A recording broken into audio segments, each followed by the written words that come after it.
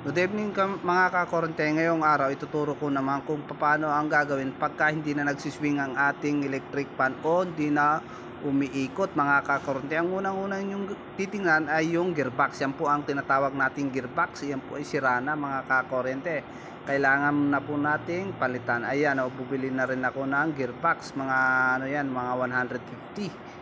Yan po mga kakorente, bumili na rin ako ng bagong gearbox. 150 pesos ang bili ko niyan mga kakorente. Saka natin pinalitan ang gearbox. Yun lang po. Yan po kasi yung nagpapaikot mga kakorente. Yan ang pinaka gearbox niya. Yan, ilagay lang natin sa likod. Tapos ilagay na yung mga tornilyo mga kakorente para kumapit. Yan ha. Yan lang, ganyan lang mga kakorente. Pagka nasira yung ano nyo, gearbox o hindi na nagsiswing, palitan lang natin ng gearbox para bumalik ulit. Ay, sus, nandiyan pala si Bujok, oh. Tinignan pa ako. Hi Bujok, pasok ka lang.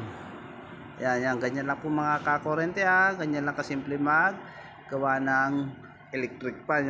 Testing na natin kung umiikot ba, umiikot yung hawakan mga kakorente ha. Ganyan lang po kasimple ng gearbox. Maraming salamat mga kakorente. Part and share naman dyan kung nagustuhan nyo ang aking video. Salamat.